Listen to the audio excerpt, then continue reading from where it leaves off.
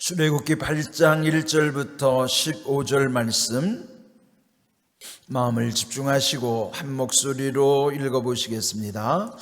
여호와께서 모세에게 이르시되 너는 바로에게 가서 그에게 이르기를 여호와의 말씀에 내 백성을 보내라. 그들이 나를 섬길 것이니라. 네가 만일 보내기를 거절하면 내가 개구리로 너의 온 땅을 치리라. 개구리가 나일강에서 무수히 생기고 올라와서 내 궁과 내 침실과 내 침상 위와 내 신하의 집과 내 백성과 내 화덕과 내 떡반죽 그릇에 들어갈 것이며 또 개구리가 너와 내 백성과 내 모든 신하에게 기어오르리라 하셨다 하라. 여호와께서 모세에게 이르시되 아론에게 명령하기를 내 지팡이를 잡고 내 팔을 강들과 운하들과 못 위에 펴서 개구리들이 애굽 땅에 올라오게 하라 할지니라.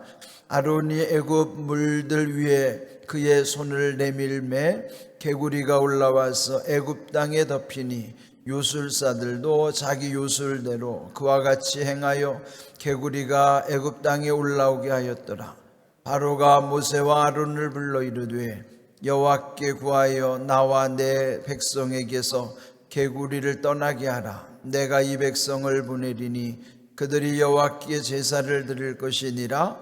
모세가 바로에게 이르되 내가 왕과 왕의 신하와 왕의 백성을 위하여 이 개구리를 왕과 왕궁에서 끊어 나일강에만 있도록 언제 간구하는 것이 좋을는지 내게 분부하소서.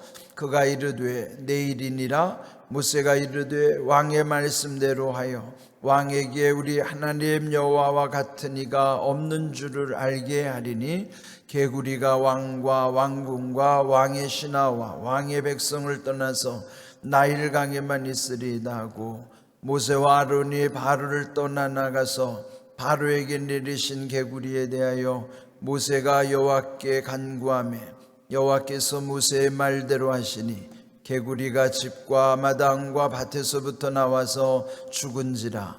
사람들이 모아 무더기로 쌓으니 땅에서 악취가 나더라.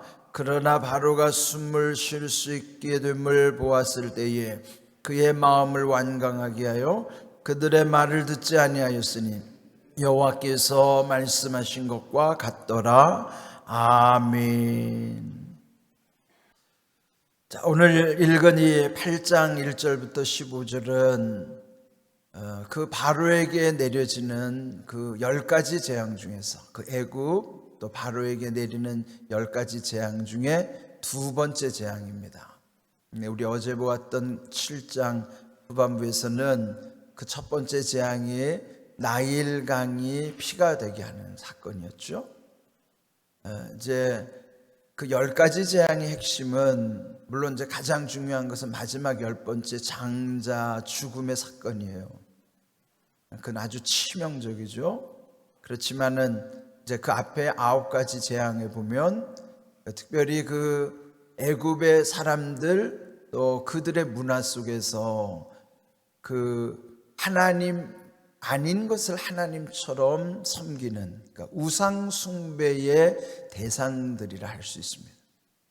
어제 본 첫 번째 그 나일강이 피로 변한 것도 사실 그들은 나일강도 신으로 숭배하는 그런 문화였고, 오늘 이 읽은 두 번째 개구리 재앙도 개구리를 신으로 섬기는 거예요. 개구리 형상의 신을 섬기는 것이죠. 근데 여러분 이제 개구리의 이미지를 보면 개구리 알을 많이 낳잖아요. 거기 이제 그게 다산 풍요를 이제 의미한다고 해서 그 개구리 형상의 신을 그들이 섬기는 거예요. 그러니까 이제 우상 숭배는 뭐 모든 게 거의 다 우상의 대상이 되잖아요. 또 이제 우리 그 설화 속에도 보면 금화왕이라는 그 옛 고대 시대 부여조에 보면 금화왕이라고 있어요. 그럼 이제 금화라는 게 금개구리라는 것이죠.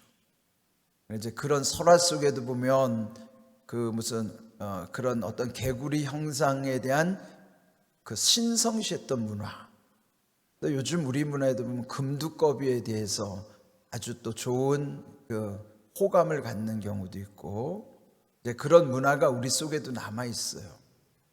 하나님 아닌 것을 하나님과 같이 의지하고 또 뭔가 섬기려고 하는 그 속성, 그런 면을 보면은 하나님이 그 애굽에 내리시는 재앙 속에는요, 그 이제 여러 의미 중에 첫 번째는 여기 오늘 이제 8장 1절 그 세 번째 줄 보시면은 내 백성을 보내라, 그 명령하신 것처럼 하나님의 첫 번째 관심사는 어디 있을까요? 내 백성에게 있는 거예요. 오늘날도 마찬가지. 하나님의 주 관심사는 내 백성이에요. 그러면은 지금 이 애굽 가운데 하나님이 개입하시는 것 목적, 첫 번째는 그들을 구원하시기 위함이고, 두 번째는 바로에게 하나님의 하나님 되심을 알게 하시는 거예요. 하나님이 누군가를 알게 하시기 위해서 개입하시는 거예요. 그리고 세 번째로는 그 소문이 주변에 나겠죠. 세상에게도 하나님이 어떤 분이신가를 또한 드러내 주시고 계시해 주시는 사건이죠. 그러면 이제 하나님의 백성과 그 애굽의 뿐만 아니라 세상 전체에 하나님이 어떻게 역사하시는가를 나타내 주시기 위해서 지금 여기 개입하시는 것인 것이죠. 이제 그런 측면에서 보면, 그러니까 우상 숭배에 대해서 하나님이 심판 내리시는 것이, 그것은 이제 영적인 전쟁의 의미도 있는 거예요. 영적 전쟁의 의미. 우리가 이제 그 영적인 세계를 이해하지 못하면 그런 걸 잘 모르지만은 우리는 그런 걸 알잖아요. 영적인 세계를 알기 때문에 그것이 우리 현실 세계와 또 분리되지 않고, 우리가 살아가는 이 시대도 보면은 영적 전쟁의 의미가 우리 속에도 있는 것이죠. 그랬을 때 이제 오늘 이 말씀을 통해서 하나님이 어떻게 우리에게 계시해 주시는 것인가. 이제 지난번 말씀드린 대로 하나님의 계시 속에는 미리 나타내 주시는 예시가 있고, 또 나중에 우리의 삶 속에서 언뜻 비춰지게 하시는 암시가 있다 그랬죠. 계시의 두 가지 측면, 예시와 암시.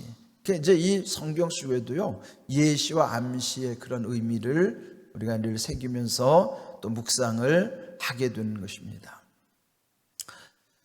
자, 이 오늘 읽은 말씀에 보면은 개구리라고 하는 말이 계속 반복이 되죠. 개구리. 읽다 보면은 그 단어가 여러 번 반복이 되는데, 그들이 그렇게 아주 신처럼 떠받들던 그 개구리들이 그냥 하나님이 재앙을 내리시니까 있어야 할 곳을 이탈해 가지고 그냥 온 천재 개구리로 넘쳐나게 하시는 것입니다. 그래서 이제 오늘 제목처럼 하나님은 개구리로 치리라, 그렇게 말씀하신 거죠. 개구리로 심판하시는 거예요. 그들이 복을 얻기 위해서, 다산과 풍요를 상징하는 그 개구리 형상의 신을 섬기면서 개구리를 얼마나 신성시 여기겠어요. 지금도 인도에 가면 소를 아주 그냥 신성히 여기는 것처럼. 그런데 그들이 그렇게 위하는 개구리들이 그냥 온 천지를 덮어버리니까 얼마나 끔찍하겠어요. 3절을 보실까요? 개구리가 나일강에서 무수히 생기고 올라와서 네 궁과 네 침실과 내 침상 위와 내 신하의 집과 내 백성과 내 화덕과 내 떡반죽 그릇에 들어갈 것이며. 그러니까 이게 온 천지를 그냥 개구리가 뒤덮는다고 하면 그게 얼마나 끔찍한 일이에요. 이거 여러분 참 의미하는 바가 큰 거예요. 아무리 우리가 아쉽고 좋아하는 돈도 정말 아름답게 쓰여져야 귀한 것이지, 돈이 넘쳐나서 막 주체할 수 없어서 그렇게 하면 그건 진짜 복이 아니라 그건 오히려 그로 인해서 화를 입게 되는 경우도 있어요. 전에 교회에서 보면요, 옛날에 아주 사업이 잘 돼가지고 돈을 잘 버는 사람들은 그런 표현을 쓰더라고요. 돈을 얼마나 잘 버는지 마대자루에다가 돈을 막 그냥 갈퀴로 그냥 긁어 모으듯이 해서 저녁에 장사를 마치고 그 돈을 세는데 돈을 세지 못할 정도로 많이 벌었다는. 그런데요, 그 십수년 세월 속에 이제 보면은 지금은 옛날 얘기를 하고 있는 거예요. 옛날 얘기. 예? 그렇게 주체할 수 없이 많이 벌었던 돈들이 지금 다 어디 갔는가 이 말이에요. 예? 그 신화, 그 동화 속에도 보면은 하도 그냥 금을 좋아하는 왕이 미다스 왕이라 마이다스 왕이, 예? 그냥 자기가 만지는 것마다 그냥 금이 되는, 예? 맨 처음에는 그게 복인 줄 알았는데요, 그냥 자기 딸을 잘못 만져가지고 자기 딸이 금덩이가 됐다는 그런 동화, 신화도 여러분 들으셨죠? 그러니까 여러분, 우리가 뭐든지 막 미쳐가지고 그게 최고인 줄 알고 다인 줄 알고 그렇게 살다 보면요, 결국은 그런 모든 것이 우리에게 재앙으로 다가올 때가 있어요. 개구리가 그들이 신성시 여기는 그 개구리가 그들에게 재앙이 된 것처럼 오늘 우리가 그렇게 신주단지 모시듯이 그렇게 소중히 여기는 것들이 어느 순간에는 우리에게는 재앙이 될 수 있다는 사실, 우리가 정말 깊이 생각을 해야만 하는 것이죠. 이제 그런 곤경을 치르고 난 다음에 7절을 보시면 또 그 애굽의 요술사들이 자기들도 또 그 능력을 보여준다고 자기들도 개구리를 막 올라오게 만드는 거예요. 아니, 그냥 엎친 데 덮친 격으로 지금 개구리가 넘쳐나는데 그게 물러가도록 해야지, 그거를 더 많아지게 하면은 그게 무슨 일이에요. 그러니까 이게 지금 요술사들도 분별이 없는 거죠 지금. 예? 네, 결국 그 상황 속에서 바로가 이제 손을 드는 거예요. 이 8절 처음으로 이제 바로가 꼬리를 내리는 장면이 여기 8절에 나오죠. 8절, 바로가 모세와 아론을 불러 이르되 여호와께 구하여 나와 내 백성에게서 개구리를 떠나게 하라. 내가 이 백성을 보내리니 그들이 여호와께 제사를 드릴 것이니라. 언뜻 보면 모세가 원하는 바가 이루어진 것 같잖아요. 그러니까 일단 이 바로가 얼마나 다급했으면, 예? 모세가 바라는 대로 그 청을 들어주겠다고 그러면서 하나님께 기도해서 이 개구리를 다 물러가게 떠나게 하라, 그렇게 타협을 하게 되는 거예요. 이제 그래서 결국 모세가 하나님께 중보하여 그 모든 일을 다 물러가게 하는 것이죠. 근데 여기서 이제 중요한 것은 그 14절, 결국 개구리가 물러감과 동시에 그 죽은 개구리의 그걸 모았더니 그 무더기로 쌓아놓은 것이 거기에 악취가 나더라. 여기서 의미가 뭘까요? 세상의 것은요, 결론은 악취가 나는 거예요. 하나님이 함께 하시지 않는 것은 거기 항상 악취가 나게 돼 있어요. 세상의 것은 우리가 그렇게 좋아하고 추구한다 하더라도요, 결국은 그 악취가 나는 것이 다 썩는다는 거죠. 썩는 냄새를 풍길 수밖에 없는 거예요. 우리의 삶 속에도요, 이렇게 썩는 냄새가 진동할 수가 있다는 거예요. 하나님이 함께 하시는 것이 아름다운 거예요. 창세기에 보면은 하나님이 보시기에 좋았더라, 아름다웠더라. 그는 원래 히브리 말로 토브라고 하는 것은 하나님의 창조의 아름다움이에요. 그래서 그 성경에서 좋다라고 하는 하나님의 선하심은 하나님과의 온전한 관계 속에서 이루어지는 결과예요. 하나님이 함께 하시는 곳에서만이 성경적인 토부의 아름다움을 우리에게 약속해 주시는 거예요. 그렇지 않을 때는 이와 같이 악취가 나게 된, 썩는 냄새가 진동할 수밖에 없다 하는 것이죠. 여기 이제 15절 마지막 절을 보면은 그러나 이게 뭐예요? 바로의 변심이에요. 예? 마음 이제 조금 진정되니까, 상황이 진정됐을 때 여기 15절 보면 바로가 숨을 쉴 수 있게 됨을 보았을 때, 이제 좀 숨을 쉴만 하니까, 이게 뭐예요? 이제 살만 하면, 여러분 우리도 그렇잖아요. 좀 살만 하면 하나님으로부터 멀어지려고 하는 속성이 있죠. 우리도 변심하기 쉬워요, 바로처럼. 그래서 결국은 바로가 마음이 완강해졌고 다시 그 말을 듣지 않았다. 그는 이미 하나님께서 말씀하신 것과 같았다. 하나님은 다 알고 계십니다. 여러분, 이 말씀 속에서 우리의 모습도 보여주는 거예요. 우리의 마음이 얼마나 참 휘딱휘딱 잘 변합니까? 조변석계라고 그러잖아요. 아침에 변하고 저녁에 또 뒤집어지고, 예?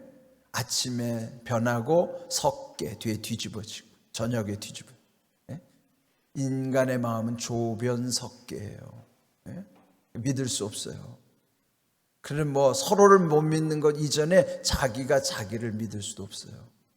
저도 저를 못 믿겠더라고요. 자기를 믿어도 안 되고요. 그리고 자기도 자기를 못 믿는데 어떻게 남을 믿어요? 믿음의 대상은 오직 하나님밖에 없습니다. 여러분 왜 자꾸 배신감을 느껴요? 예? 믿는 도끼에 왜 발등 찍힌다고 그래요? 하나님처럼 믿으니까 그런 거예요. 믿음의 대상은 하나님밖에 없지. 나머지 우리의 관계 속에는 사랑의 관계이지 믿음의 관계가 아닙니다. 우리는 사랑하기 때문에 믿어주는 거고 사랑이 우선인 거예요. 예? 우리 자신들의 여기 실상을 잘 나타내 주시는 말씀이고, 결국은 하나님이 함께 하시는 곳에만이 온전한 은혜가 있다는 것, 거기만이 토부의 은혜, 아름다움의 결실이 나타나게 하신다는 것이죠. 모든 것이 합력하여 선을 이루시게 하시다는 것은 그런 것이죠. 오늘 귀한 말씀처럼 우리 삶 속에서도 하나님께서 은혜 주실 때 더 겸손한 믿음, 또 그 모든 결과가 끝까지 아름답게 이루어지는 삶이 되기를 주님의 이름으로 축복합니다. 아멘.